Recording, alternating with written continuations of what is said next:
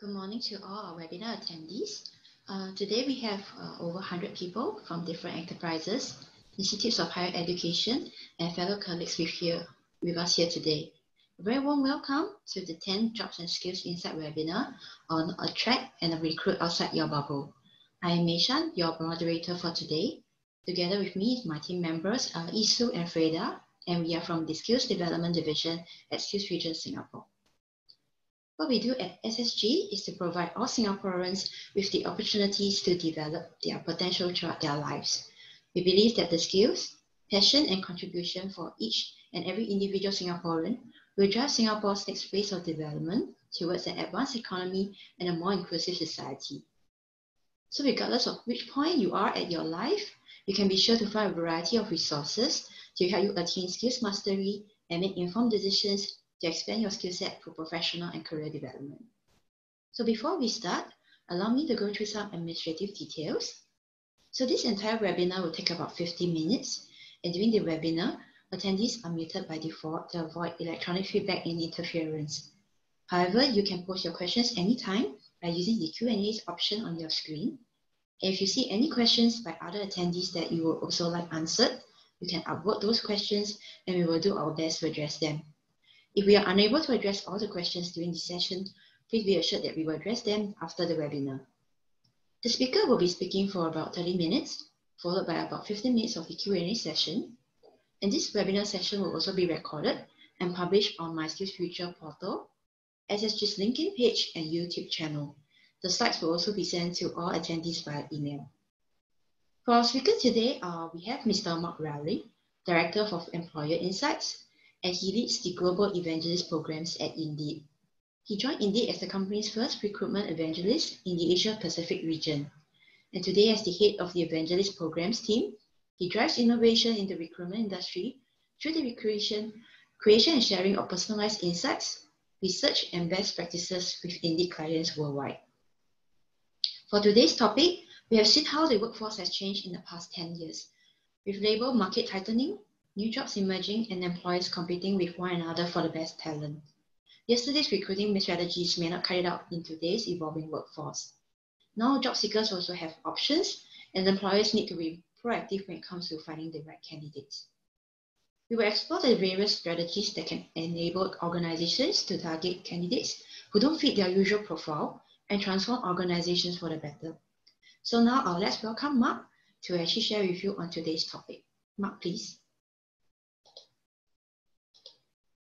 And I guess the first question is really, are jobs attracting all of the right candidates?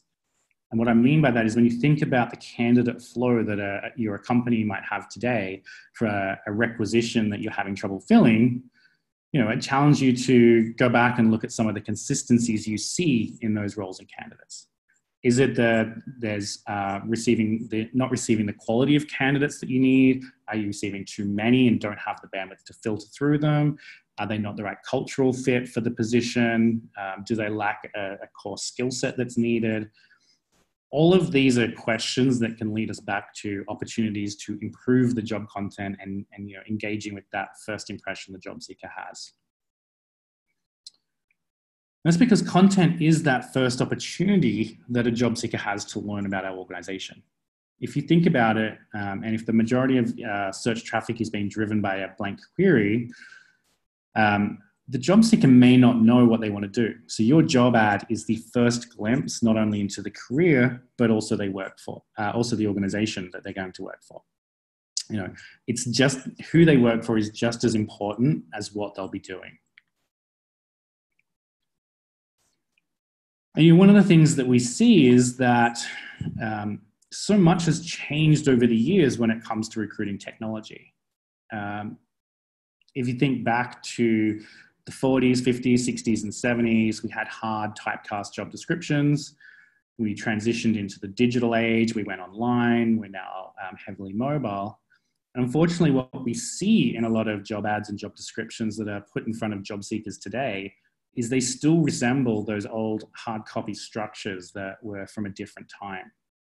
They heavily list requirements and expectations, but focus very little on the career path, the opportunity, or the organization.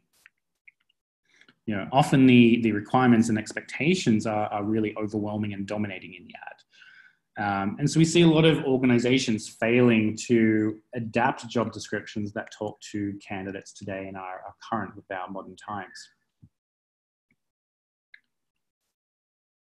So we need to really change the strategies we have to attract talent today. You know, another important factor, as I mentioned, is we're now mobile. It's the mobile audience. The majority of traffic today, regardless of the role or the vertical, is coming through mobile devices for job seekers. So an engaging and quick process is just as important as the actual job description. Now, traditionally, we look at hiring candidates based on their experience. We're typically putting forth requirements based on the work they've done. But unfortunately, that pigeonholes us into checking boxes mentality. You know, we're looking for specialized skills, knowledge of programs, years of experience, degree requirements, keywords existing on the resume. So we're checking these boxes and not reading into who the candidate truly is. But the other thing is that job content that is too specific and focuses too much on these specific requirements may actually prevent us from getting many candidates into the mix. You know, and if I throw back to my earlier reference around the aging workforce, you know, the choice of language in job content can often introduce bias into the process. And this affects the demographics and the diversity of the candidate pool that we actually have to play with before we've even reviewed or spoken to somebody. You know, it also filters out a lot of candidates for the simple reason they may not feel a fit for the role. Now, one of the most important things to job seekers today is a sense of purpose, you know, meaningful work. We're often excluding any insights into this from the bodies of our job descriptions. You know, I'm going to use Roku as an example, and they focus on their company's values and the criteria that is important to them for job performance. You know, the body of their job descriptions, you know, they list it this way. A successful candidate will possess an outstanding track record of success in building, deploying, and managing cloud services used by tens of millions of consumers. He or she will have a familiarity with digital media and the unique issues related to building cloud infrastructure and services in support of great consumer experiences from multi-platform user interfaces to scalable cloud services. It probably reads a little bit long for me, but it's much more conversational in nature. They also take advantage of a candidate profile focusing on competencies needed to do well, and why those competencies are needed, rather than just a list of requirements. From an Indeed perspective, we introduced a product called Targeted Ads, and that allows employers to focus more on the profile of the candidate they're looking for, rather than just traditional targeting or waiting for candidates to specifically search for and find you. The second strategy we want to look at is using transferable skill sets to target into new candidates.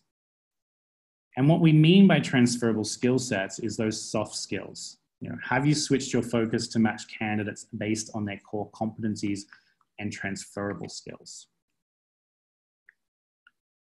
Now, transferable skills or soft skills are a core set of skills and abilities that can be applied to a wide range of different jobs and industries. Daniel Goleman puts it this way, you know, in a high IQ job pool, soft skills like discipline, drive, and empathy mark those who emerge as outstanding. The challenge is that as a recruiting industry, we haven't shifted our focus to the importance of soft skills, with work experience often being considered more important.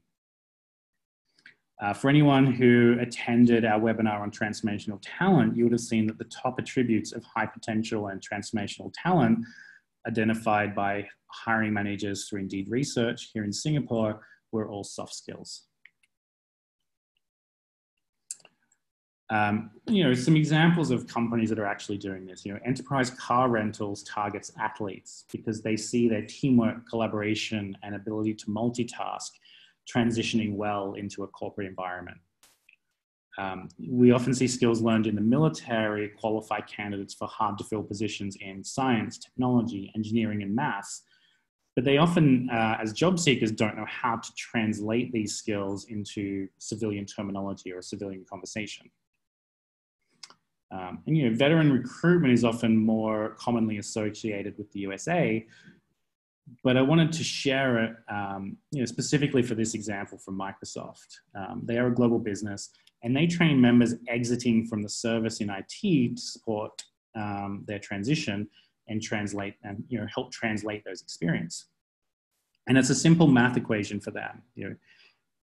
Each year, more than 200,000 service members assimilate back into civilian life.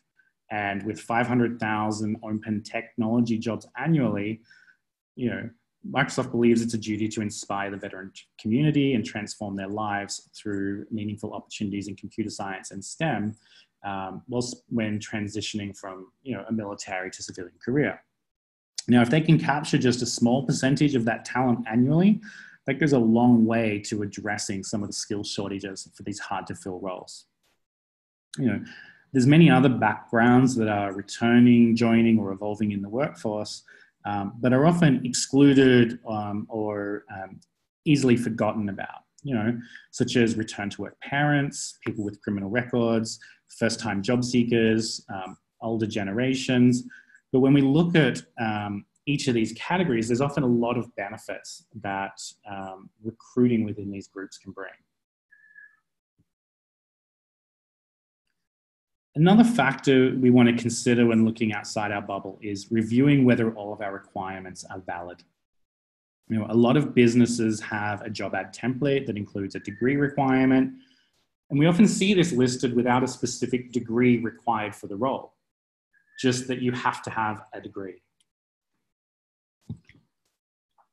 But when we think about it, we're neglecting a large portion of the population if this is not genuinely required by the role.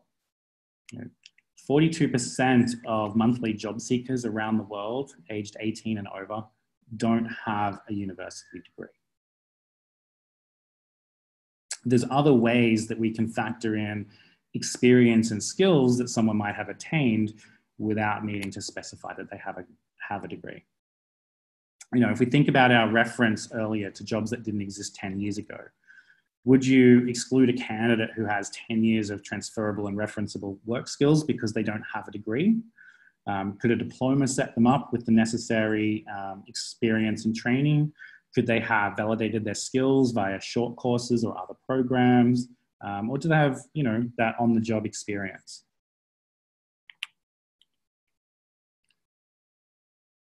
Tommy Mottola, when I'm hiring someone, I look for magic and a spark. Little things that intuitively give me a gut feeling that this person will go to the ends of the earth to accomplish their task at hand. Now, at Indeed, our mission is to help people get jobs. And ultimately, we need to hire people to work for us as well. And we've taken that advice to heart.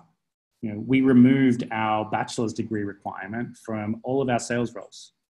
They still have the same rigorous interview process. They still have to demonstrate their ability to do the role, but what we're looking to do is consider a broader range of candidates and find the ones that will be successful at Indeed. And our CEO is quoted as saying, every time someone new joins Indeed with a different background, they bring a new perspective, they ask new questions, bring new ideas, and we get better. And that's the point to all of this. When we think about the candidate profile, we often get locked into, and it narrows our focus on talent. We limit the growth potential of our business. When we no longer attract talent that is different to our current employees, that think different to the way we do now, we limit our ability as an organization to grow and learn. Number 4 is a focus on developing employee skills. And this is really that concept of internal mobility or employee mobility within the organization and making employee training available. We're seeing more often now for hard to fill positions, employers are offering training on the job or some sort of professional development program to foster growth within their employees. It's also a great way to build your brand. You know, nothing is more appealing to a job seeker than seeing career growth potential within the organization and hearing stories from people who have actually developed and grown their skills and their careers within the organization. And I say hearing stories from people who have actually developed and grown their skills. It's always better to have an employee who has gone through the experience share the story than a more senior member of the team saying, this is what we do. Now, Lawrence Bossidy, the former CEO of Honeywell, is convinced that nothing is more important than hiring and developing people. You know, at the end of the day, you bet on people, not strategies. And that's powerful when you think about it. Nothing is more important than hiring and developing people. Every recruiter gets excited when they make that one great hire, you know, the purple squirrel, the diamond in the rough, who is all set to have a huge impact on the organization. But there's also a huge thrill in finding that entry-level individual who grows within the organization, involving and improving things from the inside. And most of our job seekers, you know, 97% of the job seekers we surveyed believe that it is important for them to receive training or professional development to grow and advance. You know, this is not just the hard to fill roles, but almost every candidate applying for roles within your organization, as well as your current staff. You know, employee skills development is critical to branding yourself as a great employer who values top talent. Now, one of the places where we're starting to see a lot of these employment training programs in place is for actually vehicle manufacturers. You know, the auto industry technology has evolved rapidly over recent years. You know, cars are now effectively a computer on wheels, and the skills for those who maintain them have had to evolve significantly. And this is still continuing as we see new types of vehicles introduced with alternate fuels or driverless technologies becoming more popular or more mainstream. And then our final best practice for today is to study the data. You know, we want to make sure we're always using data to inform our decisions and not just guessing. You know, in today's data-driven world, recruiters have to rely on data insights to inform their decisions. And with so many open roles, it can be difficult to identify what data is most important. You know, is the applied data the most important factor we need to look at? Is it the data on our hiring? Is it the number of clicks that we're receiving on sites like Indeed or on our career site? Or is it where we're currently getting the most traction? Maybe it's the cost per hire or the time to fill. There are so many data points that any individual or organization consider. You know, am I only being successful recruiting this type of role because there's currently a technology boom or a healthcare boom? Or do I really have great content and am attracting the right talent? Now, one of the important reminders with any kind of data conversation, you know, there is so much data available, we don't want to get lost in it. You know, we need to really think about what matters to you. What are your business objectives? What are your KPIs? How do you define success? And make sure that you don't enter you know, a state of analysis paralysis where you can't make a decision because you spend so much time looking at the data. Now, we talk about data, but hiring people is an art. You know, it's not necessarily a science. And often we find ourselves restricting the way in which we view candidates because resumes can only tell us so much. They won't tell you, for an example, if someone will fit your organization's culture. Assessments and other screening activities as part of our recruitment process help to play a factor in how an individual may fit into your organization. And a lot of organizations are already using these pre-employment assessments and selection tests in their talent acquisition efforts. You know, they can be an important part of a holistic candidate review, making sure that candidates not only have the skills and attributes that they're looking for, but will also fit within the direction that the organization is looking to grow and, you know, be the right individuals to help them achieve that growth. Express Scripts, for example, uses a skills assessment and an in-person interview in combination to review their skills and experience and evaluate whether or not the role in the company would be a good fit for that individual. At Indeed, we're heavily involved in the data, and we'd like to make as much of that data available to our partners and clients as we can. And we have a number of tools that really help organizations and clients make the right decisions. And these are designed to complement other data sources that an organization may have available, such as applicant tracking system data, which is often a really good source of insights.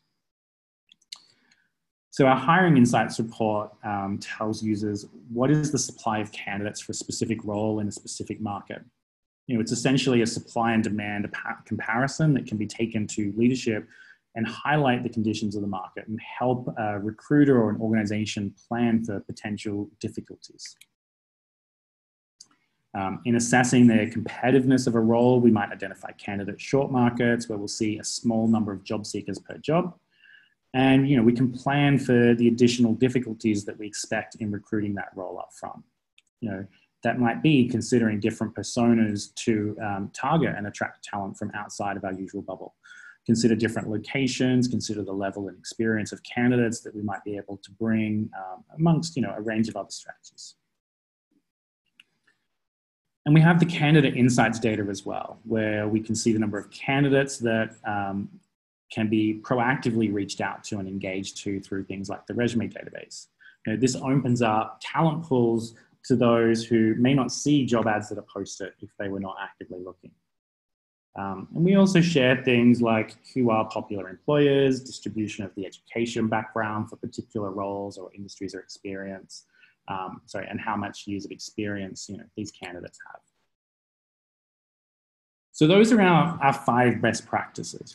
Making sure that we're refining the job content, targeting transferable skill sets, dropping or reviewing specific requirements for the role, developing skills and training internally, and finally using all of the data that you have available, but making sure that you're focusing in on the right data.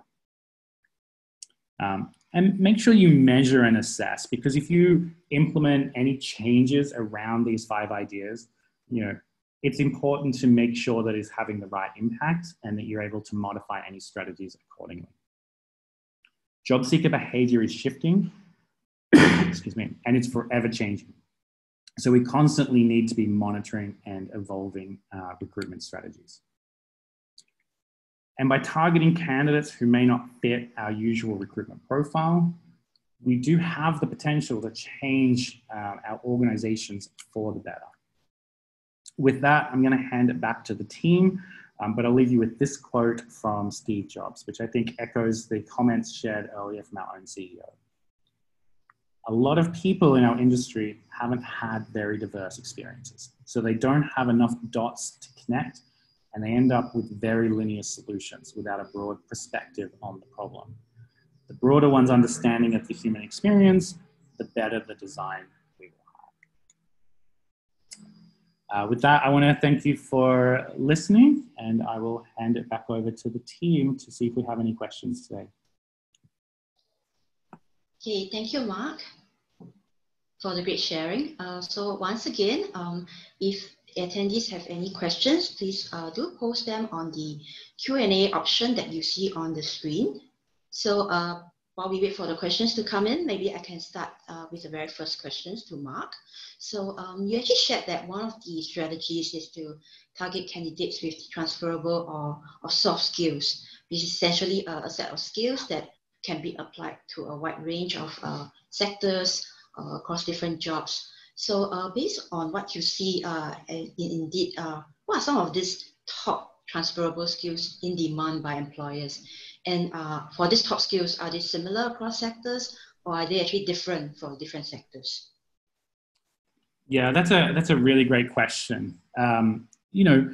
The whole value of soft skills is that they are transferable, and some of the top skills that we see are things like problem solving. The ability to define a problem, analyze a problem, and propose a solution is a great example of this. It doesn't necessarily have to, it's not necessarily specific to an industry. And it is a skill that a lot of people do successfully take between roles, between organizations. I would say one of the other top skills that we see is around communication, both oral and written communication, because that really drives our ability to successfully influence change and growth within an organization. Okay, so we do have a similar question from Lee Yi. How can you actually tease out some of these transferable skills during a job interview? Sorry, could you just repeat the question? How can you actually find out, whether this candidate actually has this potential soft skills during a job interview? I mean, that will really depend on the skills in question, but we can look at, there's various forms of online assessments that are available to successfully measure soft skills. We can introduce interview questions that ask them to, put those skills into practice. If I think about problem solving, for example, being able to have someone share an example of a problem that they've had to overcome, what their thought process was in doing that. So we're actually, that one we're actually measuring communication as well in a lot of cases. So it's really, I think ultimately really depends on your own organization's recruitment practices, what works for your organization. But I think there's no reason that we can't test for soft skills in similar manners that we do tech skills or hard skills. So we have a question from Lena. So she's actually asking, because now a lot of the employers are actually looking at potential candidates with previous relevant experiences. So would having someone in that same industry versus someone with that soft skill, which would you think is actually more important when you're actually looking at candidates? So it's an interesting one. If you're looking just at industry, for example, so if I use the hotel example, and I've got a choice between a candidate who's been in the hotel industry for 10 years and someone who's been outside the industry for 7 or 8 years. Being in the industry doesn't necessarily tell me that they're good at their job. It doesn't necessarily tell me that they have potential for growth. They could have been doing the same role and quite happily doing that same role with all that time without demonstrating any ability to move forward or advance. Someone outside the industry who has a lot of skills that I could bring in may have had, regular career advancement, great referenceable examples of how they've been able to influence change. And so I think that's where it's important to look at the whole candidate rather than just those specific points. So just now, you actually mentioned you can actually look at using some assessment tools before or during the job interview. So we have a question from Soping to look at what are some of these common pre-employment assessment tools that's being used. Some of these tools, are they like sectoral based, or would there be generic tools that they can actually use? Look, there is a, Indeed offers one called Indeed Assessments, where we do provide a range of screening for different types of roles and industries. There is certainly role-specific and industry-specific assessments available out there. I can't really provide a specific recommendation around individual tools, though. So on a related question, we saw, what are your views if, let's say, a company wants to use like tools such as MBTI, personality testing? Are they useful for recruitment assessment tool?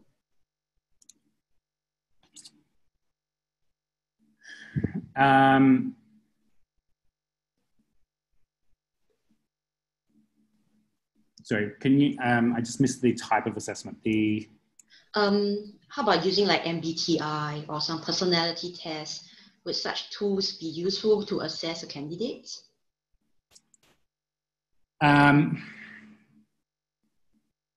It's generally a lot of those tools. You know, I'm not individually an expert in those. My experience with a lot of those tools is that they are designed to tell us more about the candidate rather than making a decision on whether we should hire the candidate or not. And I think that's a really important differentiation between the tools. Okay, so earlier on, one of your slides actually showed that 42% of the job seekers, they do not have degree requirements. So we have a question from Agnes asking if we remove such requirements in terms of having a degree qualification, would this be more applicable to non-STEM industry?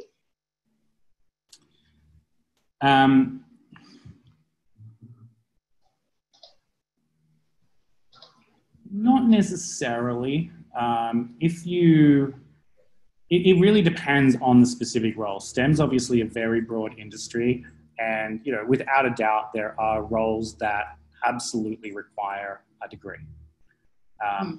That said, you know, there are a lot of software developers and software engineers out there who have not ever actually attained a degree, and they are self-taught through online programs, through starting their own businesses, working on separate projects. I have seen some statistics previously, and I don't have them to hand, so I don't want to quote them, that do give a much higher percentage than I think most people would think about the number of people in that industry with or without a degree. So if you're looking for you know, someone who can architect an entire new solution versus someone who can come in and be a great software developer. You know, they're two very different levels of experience and skill set, you know, and someone who's got 5 or 10 years of 5 years of experience as a software developer, programming in Java, you know, are they, is there anything specific that they would have learned in a degree 5 years ago that is still going to be relevant now to their job, or is their work experience they're going to have obtained during that time be something that brings and has built up the information they need to know? So I would say even if we're considering STEM, it's still going to be role specific. I think giving it as STEM is too broad a reference. Okay. So on the next question from Kenneth, so he mentioned employers actually tend to state a lot of requirements in their job ad. And as an employee, how can we manage that when we're looking for a job role? And as an employer, do we have to state every requirements in the job ad, or do we just state a few important ones? Yeah, it's an interesting one. I think there's a couple of ways to look at it. Now, there are going to be requirements that are innate just through simply knowing that this is the role. You know, so if I'm hiring a experienced payroll manager, you know, there's going to be duties that a payroll manager has to do. You don't necessarily need to list those out because nobody's going to be searching for those specific duties. They're going to be looking for the fact that they're a payroll manager, and you know, the skills and you know, the requirements you have are going to be specific. Now, if you're looking for that payroll manager to specifically have experience in a particular system because you're planning on doing a platform migration or something like that, and you need that experience coming into the team, absolutely. That's kind of a requirement that you would list out. So I guess the other consideration is, what are the absolute must-have requirements versus this is just a nice-to-have requirement? You know, if you start listing out, you know, 10, 20 nice-to-have requirements, that makes it a pretty look. People will still look at that and see that's a lot of things I need to know and start self-selecting out of the process. When you know, they're only going to be partially influencing your decision, and you'd often still want to bring those candidates in.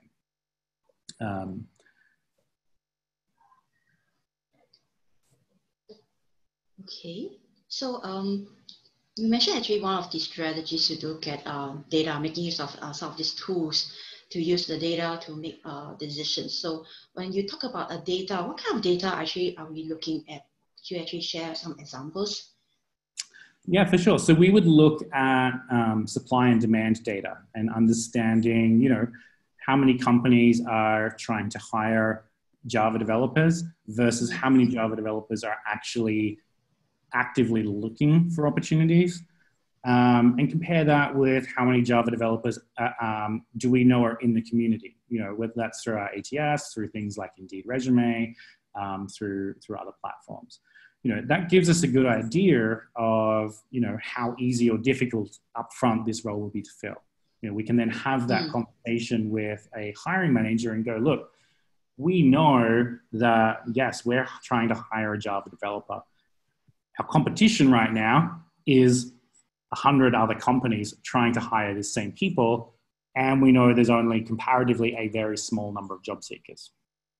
With that information, we can start to look at things like, how do we stand out and be a more compelling employer of choice for that type of role or those type of job seekers? Do we have the opportunity to consider other options that may entice job seekers? Do we have the opportunity to say, right, we're going to make this a full-time or a part-time remote position and provide those flexibility options? We can then bring in information like the Indeed salary tool and look at, as a business, is our salary competitive? Because if we are, underpaying this role compared to other employers, and not necessarily, and I say underpaying compared to other employers, not necessarily underpaying the person, how do we account for that? We've got to make sure that we're selling the benefits of why you would work for us to offset those values. And it could be that it's in, long-term incentive or short-term incentive, and that's why there's differences in the pay. It could be an industry-specific thing because you may be recruiting in the banking vertical, but your talent competitors are in the retail vertical, and therefore that's influencing salaries and pays as well. We can look at how long is it, past performance, how long has it taken to fill this role in the past, or what channels were successful when we filled this role in the past? Where have our current candidates come from? Has there been any churn within the tier? Like, why are we filling this role? Is there issues internally in the team that we need to fill with, or has there been issues with our past recruitment process in terms of who we've identified? There's so many pieces of data to think about, but that whole supply and demand piece is really, to me, kind of central to start thinking about. If I've got a very competitive market, then straight up, that's when I need to start thinking about these transferable aspects. Are there other opportunities that we can bring in? And that may be, in the Java developer example, looking at, do we look for people who have software development experience in similar style languages that we can train up rapidly, as opposed to specifically having Java? And, that's one quick step to widen our talent pool. Okay, so I think we have some companies that are interested to find out how can they actually train their own hiring managers to interview for soft skills to actually assess whether this candidate has the soft skills required for the job role. Yeah, that's a great question. One of the things one of the things I see a lot is companies hire great recruiters who know how to find candidates and know how to interview candidates. But the missing step is often the hiring managers. A hiring manager may hire one role a year. They might hire 10 roles a month. They're obviously going to be at very different levels of knowing how to interview and how they can actually go about selecting the right program. My advice would be to implement an internal training program. And that may be something that you set up and run internally. It may be something that you partner with an organization on. But provide that opportunity to teach interviewing skills to hiring managers. And we shouldn't forget that interviewing is a skill that can be taught and trained, and we should be providing those opportunities to people we are putting into management or hiring decisions as part of their own skills and development. Okay. So we have a question over here. Interesting, from Suki. Suki actually saw a new tagging for hashtag SG United Jobs in Indeed. So she wanted to know, is there any requirements when they post actually job postings on Indeed platform? Do they actually have to mention that tagging? Does it make it more attractive to some of the job seekers out there? I will have to check the specifics on that one and share that back with you. Okay, sure, no problem. So we also have a question from Yong Tan. For niche industry, they're actually looking for specific skill set talent. And with that industry, they could be very limited pool of talents. So how does all the points that are the strategies that you have shared assist on this part of the hiring? Because I think you also mentioned there are some hard to fill jobs positions. Are these very niche positions, are they the ones that are actually hard to fill jobs? I mean, yeah, it's a great question. You know, whilst we say, you know, it's a niche industry, we're looking for specific skill sets. I guess it really depends on what type of roles those people are. You know, there are going to be roles that that absolutely have to have specific degree requirements and specific levels of education. And, you know, to boost those, we really need to look at how do we get people more interested in that earlier on. You know, that's kind of going to be a multi-year approach in some cases. In other cases, I think we need to kind of take that step back and go, right, let's look at what this person is doing on a day-to-day basis. You know, let's break it down into the types of things that they do. Are there other roles within other industries that might do a similar thing? And, you know, we do see that. I mean, it's easy to kind of think, you know, this is a really unique role, but when you start breaking it down to the actual core components of what they've done, some of those skills will often exist somewhere else. So I guess, you know, without a more specific example, it's hard to kind of have a specific thought, but, you know, looking for transferable skills, you know, whether soft skills or even transferable tech skills, you know, that may be, you know, data analysis and communication, and that, you know, the industry insights might be something that can actually be learnt in a very short amount of time. So I think, you know, those transferable aspects to me are still really important. The job content too is really important. You know, if you've got a niche industry that a lot of people don't know about, how do you sell it? How do you position it with these employers? Particularly from a career pathing perspective, you know, if I'm trying to attract people into my niche industry, does that lock them in to that niche industry? Can they take those skills elsewhere? And, you know, one of the things that you might look at is, you know, for people leaving your organization, where are they going? Are they staying in the industry, or are they moving to other industries? If they're moving to other industries, it does imply that there is a level of transferability in those skills, and maybe they are industries that we could target. Okay. So we probably now take on the very last question from Coral. So this whole topic today is actually talking about how enterprises can actually recruit outside their bubble, outside of the norm. So this is something that will be quite important if companies are looking to transform. So how can we actually educate companies to come on board such a strategy to actually look beyond their usual recruitment strategies? Are there any industries that are actually more ready right now to hire out of their norm than others? Is there some examples you can share with us? Yeah, really good question. I think, you know, a lot of this comes down to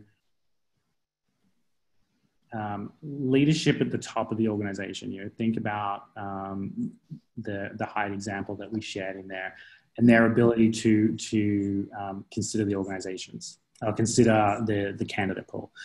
I think as much for this, it's down to the recruiters and the recruitment leaders as well to look at taking these kind of insights and taking these kind of sessions and educating their hiring managers and their businesses on why we should be considering a broader set of talent pool. There is a lot of information out there around, the value of diversity in your recruitment and your hiring process. I think, one of the common examples I see around the world is hiring managers who only want to hire from the specific educational institutions that they went to because they have their perception that that is the best one, and that's always the candidate.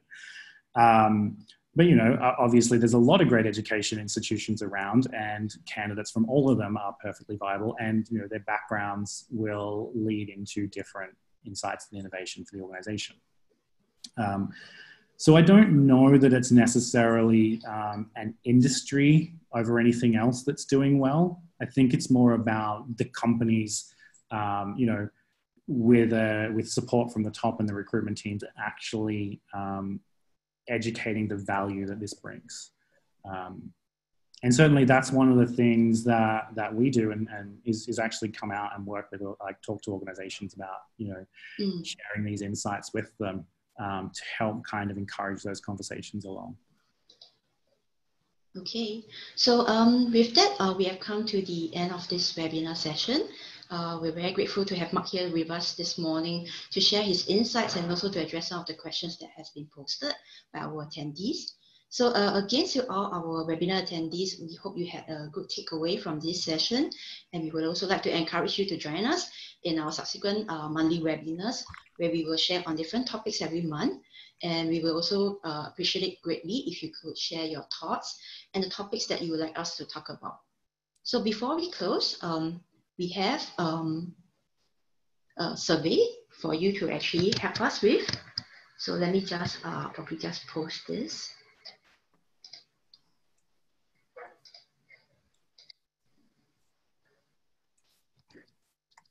Okay. So if you can actually take a few minutes to help us complete this survey, your feedback, which will be kept confidential, is very important to us, will help us improve our future webinars to serve you better. And if you're interested to find out more about the initiative that SkillsFuture has, you may refer to the link to the enterprise portal for our jobs and skills insights. And today's webinar will be actually posted on my SkillsFuture portal, SSG's LinkedIn page and YouTube channel. And we will also share the slides with you via the email, as well as to address the remaining questions that has not been addressed during these sessions. So once again, my name is Meishan, and together with my team members, Isu and Freda, we want to thank Mark and Indeed team for their support. So meantime, stay safe, and we will see you at our next webinar. Thank you.